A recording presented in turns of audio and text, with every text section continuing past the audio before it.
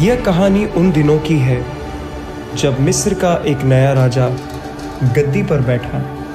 वह यूसुफ को नहीं जानता था। उसने देखा कि इज़राइलियों की गिनती मिस्री लोगों से अधिक थी, तो उसने आज्ञा निकाली कि इज़राइलियों के पहलौठों को मार दिया जाए। मूसा का जन्म लेवी घराने में हुआ था। जब उसके माता पिता ने देखा कि वह उसे और छिपा नहीं सकते, तो उन्होंने उसे एक टोकरी में डालकर नील नदी में बहा दिया।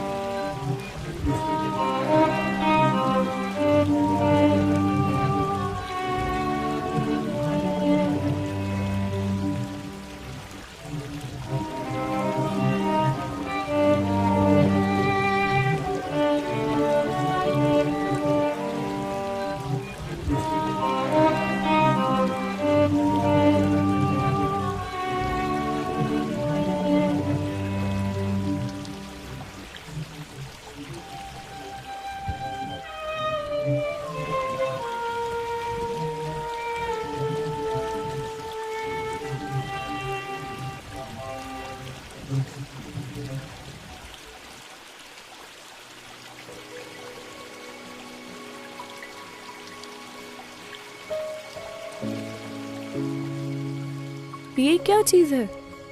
इसे उठाकर लेके आओ मेरे पास।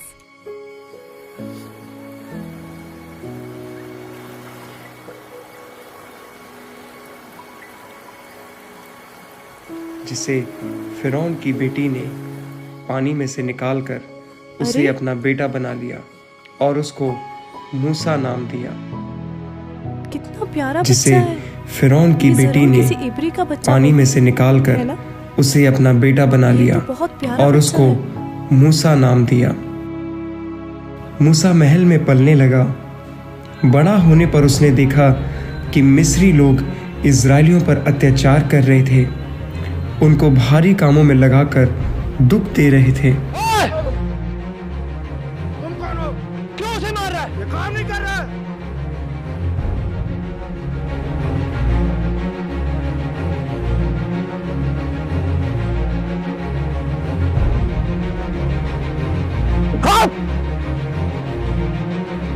अरे ये तो मर गया। मूसा ने मिस्री को मारा। मूसा खूनी है। तो उससे एक मिस्री का कत्ल हो गया और मूसा मिधान देश को भाग गया। मिधान में वहाँ के याजक की बेटी से उसकी शादी हुई और वह अपने ससुर की भेड़ बकरियां चराने लगा। 40 साल हो गए मुझे मिधान में भेड़ बकरियां चराते चराते। परमेश्वर ने कहा था कि मैं अपनी इज़राइली कौम को छुड़ाने के लिए अपना कोई मुक्तिदाता भेजूंगा। अब तक वो मुक्तिदाता आया क्यों नहीं? कहाँ है वो मुक्तिदाता? मैंने तो सोचा था कि मैं मिस्र का राजा बनूंगा और सारी इज़राइली कौम को आजाद कर दूंगा, पर ये योजना तो मेरी असफल रह गई। अब तो मैं 80 साल का हो गया हूं। अब मुझे नहीं लगता कि कुछ हो पाएगा।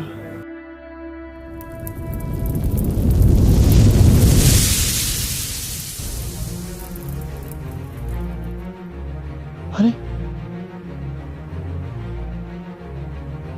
अरे, ये कैसा विचित्र दृश्य है।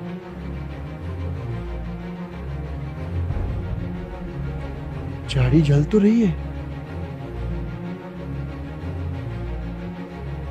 पर भस्म ही नहीं हो रही।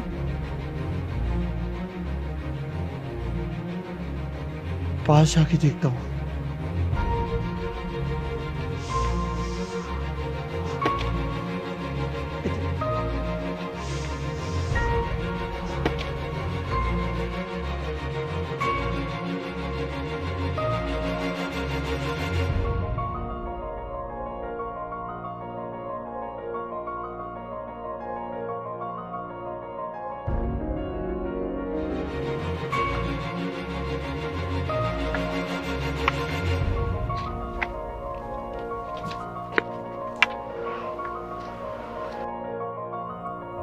मूसा, हे मूसा। मैं यहाँ हूं। मूसा, अपने पैरों में से जूती उतार दे, क्योंकि तू जहां पर खड़ा है यह पवित्र भूमि है।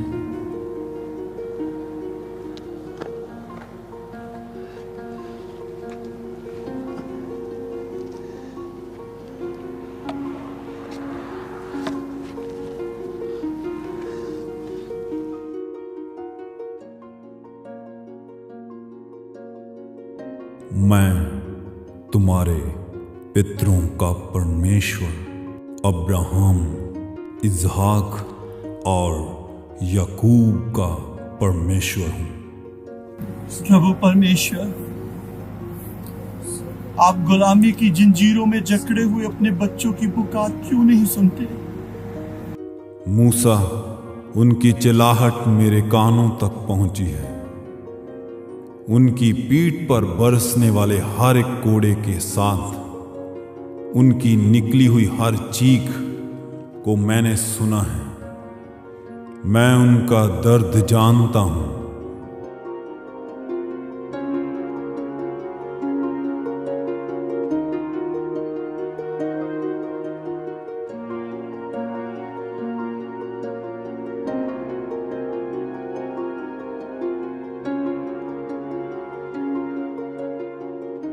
इसीलिए मैं तुम्हें भेजने वाला हूं, मूसा, उस फिरौन के पास, क्योंकि तुम ही मेरे लोगों को मिस्र से निकाल सकते हो। मैं कौन हूं ईश्वर, जो आप मुझे भेज रहे हैं? कि मैं उन लोगों को गुलामी में से कैसे आजाद करवाऊं? मैं उन्हें ऐसी क्या बात बता सकता हूं वह जो मेरी बात को सुनेंगे? हे मूसा, तेरे हाथ में क्या है? लाठी प्रभु। इसे जमीन पर डाल दे।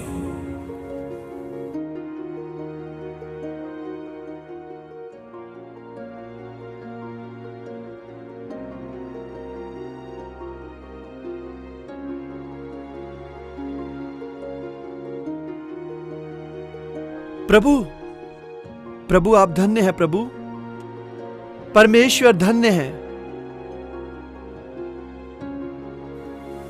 मूसा, अपने हाथ को अपने वस्त्र से ढांप दे।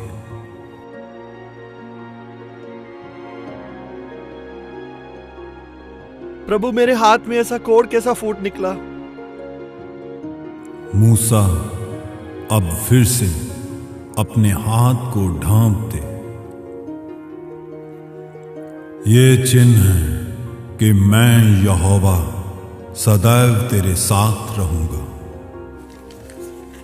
प्रभु, प्रभु मेरा हाथ ठीक हो गया। यहोवा धन्य है। इज़राइल का परमेश्वर यहोवा धन्य है।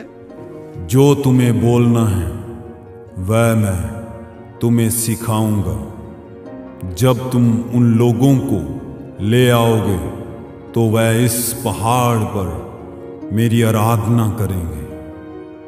मैं उनके दिलों दिमाग पर अपने कायदों की छाप छोड़ूंगा। इसीलिए अब जाओ, मैं हर पल तुम्हारे साथ रहूंगा। अगर आपके बच्चों ने मुझे पूछा कि जिसे तुमने भेजा है हमारे पूर्वजों का परमेश्वर, उसका क्या नाम है, तो फिर मैं उन्हें क्या बताऊंगा? मैं जो हूं सो हूं।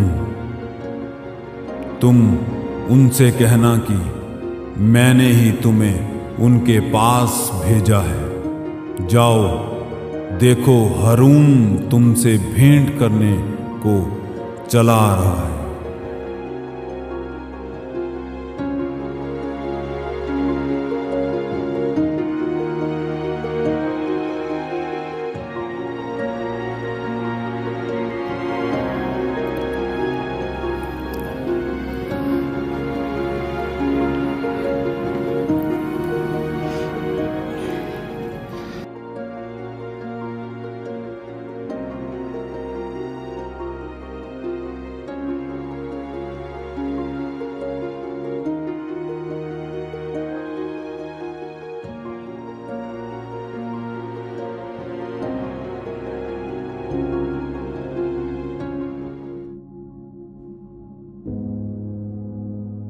हैरून, हैरून मेरे भाई। खुदा का शुक्र है मूसा कि तू ठीक है मूसा। हाँ हैरून, जिसके साथ यहोवा परमेश्वर हो उसका भला कोई क्या बिगाड़ सकता है? यहोवा? हाँ यहोवा, हमारे पितरों का परमेश्वर यहोवा, इब्राहिम, इसहाक, याकूब का परमेश्वर यहोवा, उसी ने मुझे दर्शन दिया है हैरून। और परमेश्वर ने मुझे बोला है कि मैं मिस्र की गुलामी में से अपने इजरायली भाइयों को छुड़ा ले आऊं। और उसने अपने मुझे अद्भुत सामर्थ और वचन के साथ भेजा है हैरून। हाँ मूसा, यहोवा ने मुझसे भी भेंट की और उसी ने मुझे यहाँ तुमसे भेजा है भेंट करने को। तो चला हैरून, क्योंकि फिरौन के न्याय का समय आ चुका है जो स्वयं यहोवा करेगा। तो चलो मूसा, चलो। चलते हैं।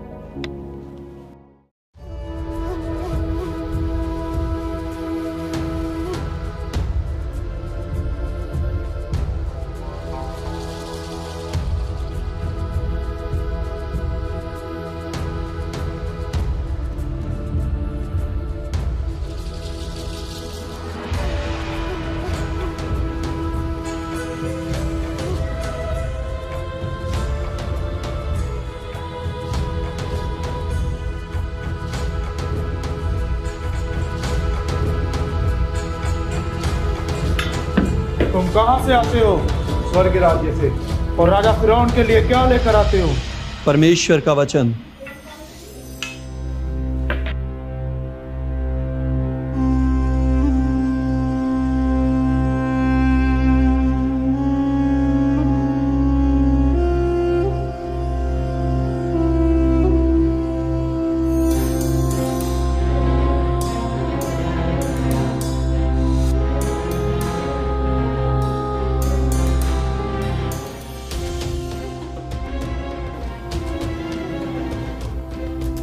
मूसा, हारून, फिरौन, इस्राएल का परमेश्वर यहोवा यूं कहता है कि तू उसकी प्रजा को जाने दे कि वह जंगल में जाके यहोवा के लिए 3 दिन का पर्व बना सके। कौन यहोवा? मैं किसी यहोवा को नहीं जानता। और यहोवा है कौन जिसका शब्द सुनकर मैं इन इजरायली गुलामों को जाने दूं? मैं इन्हें कभी नहीं जाने दूंगा। ये सदैव मेरी गुलामी में रहेंगे। अगर इजरायली जंगल में जाकर 3 दिन का पर्व बनाएंगे तो ईंटें कौन बनाएगा? इनका यहोवा।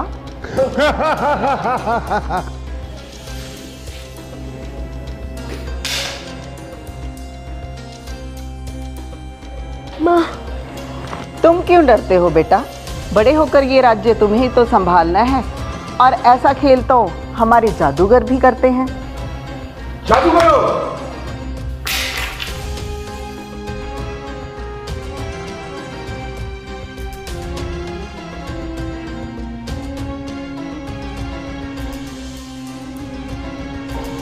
ये मूसा की लाठी इन सांपों को कैसे निगल गई?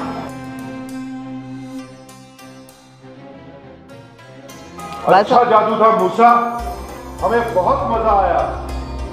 अच्छा होता फिरौन अगर तुम मेरी बात को मान लेते। चलो हैरून, चलो। और तुम लोग सुनो, ये इजरायली गुलाम बहुत आलसी हो गए हैं। काम करने को इनका मन नहीं है और मुझसे आकर कहते हैं कि ये जंगल में जाकर यहोवा परमेश्वर के लिए पर्व मनाएंगे। आज से हम जो ईंटें बनाने के लिए इनको पुआल दिया करते थे वो दिन आप बंद कर दो। ये स्वयं जाकर पुआल इकट्ठा करें और ईंटें बनाएं। महान फिरौन, इन्हें ईंटें बनाने के लिए पुआल देगा कौन? इनको पुआल देगी आप मूसा की लाठी। तो इस तरह परमेश्वर ने फिरौन का मन बहुत कठोर कर दिया और उसने इजरायलियों को जाने नहीं दिया। तब मूसा नील नदी पर पहुंचा और वहां उसने फिरौन से अपने लोगों को छोड़ने के लिए कहा, लेकिन फिरौन ना माना। परमेश्वर की आज्ञा के अनुसार जब मूसा ने अपनी लाठी को नील नदी पर मारा तो उसका जल लहू बन गया। नदी में जितने जीव जंतु थे सब के सब मर गए। फिर भी फिरौन का मन हठीला ही रहा। इसके बाद परमेश्वर ने मिस्र पर मेंढकों का आक्रमण किया। नील नदी, लोगों के घर और फिरौन का महल सब मेंढकों से भर गए, पर फिर भी फिरौन ने लोगों को जाने नहीं दिया।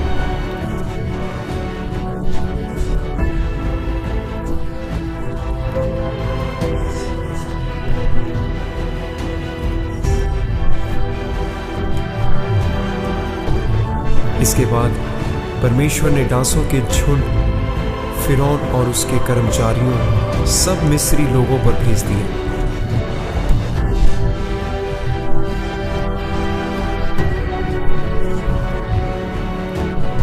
इन सब के बावजूद भी फिरौन नहीं माना। फिर परमेश्वर ने अपना हाथ मिस्र के पशुओं की ओर बढ़ाया और मिस्री लोगों के सब पशु मारे गए, तब भी फिरौन ना माना। इसके बाद परमेश्वर ने मनुष्यों और पशुओं को फफोलों और फोड़ों से पीड़ित किया। फिर भी फिरौन ने मूसा की एक ना सुनी।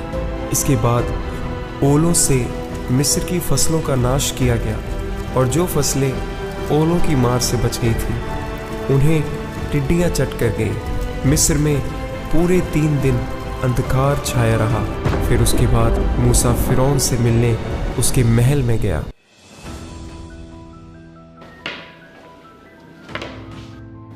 मूसा, हारून, क्या तुम्हें अपनी मौत से डर नहीं लगता? तुम डरो फिरौन, तुमने देखा नहीं कि क्या क्या विपत्तियां तुम पर और तुम्हारे साम्राज्य पर पड़ी हैं। फिरौन, यहोवा के क्रोध से डरो। फिरौन, इज़राइल का परमेश्वर यहोवा तुमसे यूं कहता है कि आज रात, आधी रात के लगभग मैं मिस्र में होकर चलूंगा। तब मिस्र में गद्दी पे विराजने वाले फिरौन से लेकर चक्की पीसने वाली दासी तक के पहलौठे, वरन पशुओं के पहलौठे सब मर जाएंगे। तब मिस्र में बड़ा हाहाकार मचेगा।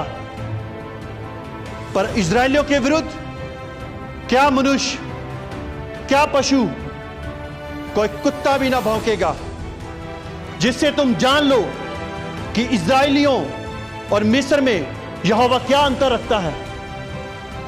तब ये तेरे सारे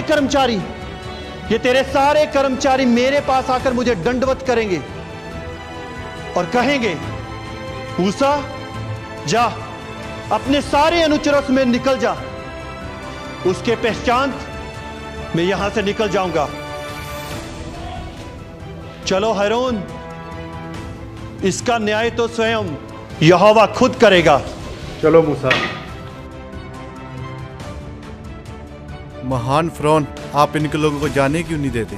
आप इन लोगों को जाने दीजिए। महान फिरौन, हालातों को देखते हुए हमें इनके लोगों को जाने देना चाहिए।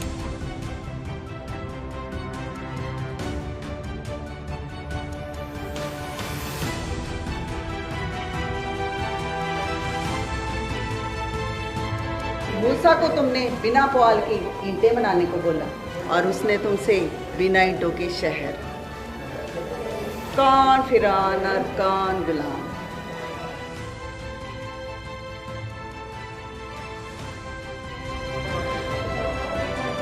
मैं इन इजरायली गुलामों को कभी नहीं छोड़ूंगा।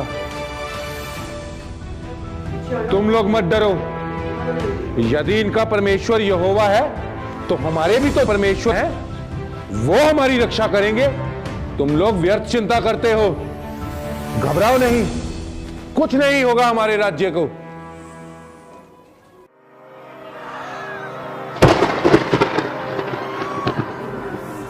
महान फिरौन, महान फिरौन, महान फिरौन। क्या हुआ मंत्री? मिस्र के सारे पैलौठे मारे जा चुके हैं। क्या क्या पशु, क्या मनुष्य, सबके पैलौठे मारे जा चुके हैं।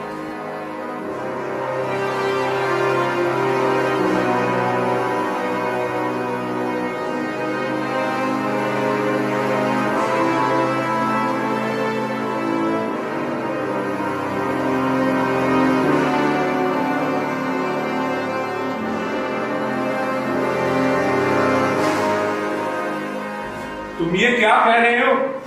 होश में तो हो ना तुम? मैं होश में हूँ। मिस्र के सारे परोठे मारे जा चुके हैं। ये तुम क्या कह रहे हो?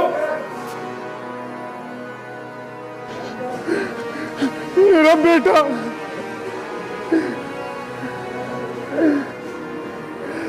मूसा! क्या हो? मूसा से कहो कि अपने लोगों को ले और यहां से निकल जाए। इसके पश्चात मूसा इजराइलियों को लेकर कनान की ओर निकल पड़ा। परमेश्वर ने मिस्री लोगों के दिल को नम्र किया और जो जो वस्तुएं इजरायली लोग लेकर जाना चाहते थे उन्होंने उन्हें लेकर जाने के लिए दिया और साथ में सोना, चांदी और पशुओं के रूप में अतिरिक्त चीजें भी दी।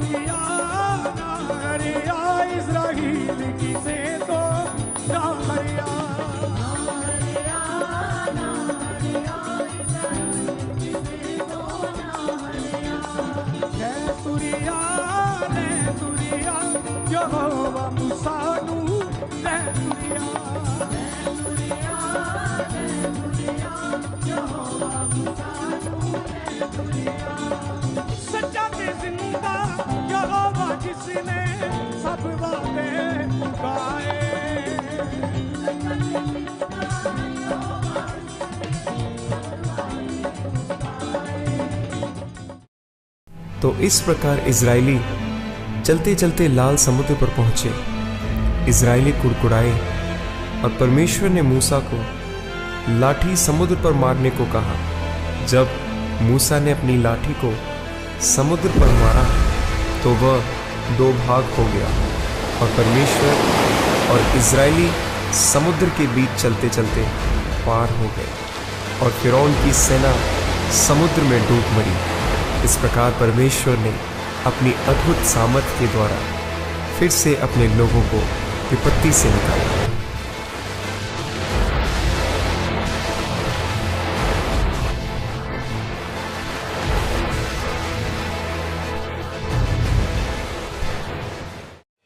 हे इजराइलियों, तुम सब लोग अब यहां पे रुको।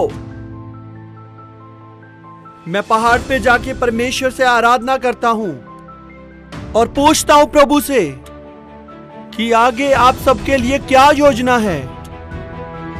और सुचेत रहना और इस पहाड़ को कोई छूने ना पाए। अगर किसी ने इसको छुआ तो निश्चय वह भस्म कर दिया जाएगा। हारून, तू इन सब का ख्याल रखना।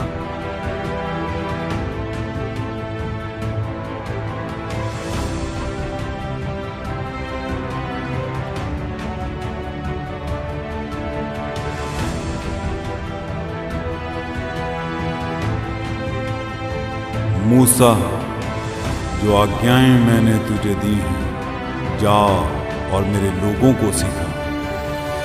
इनको मानने से वह आशीष पाएंगे और जीवित रहेंगे। हे इज़राइलियों, ध्यान से सुनो।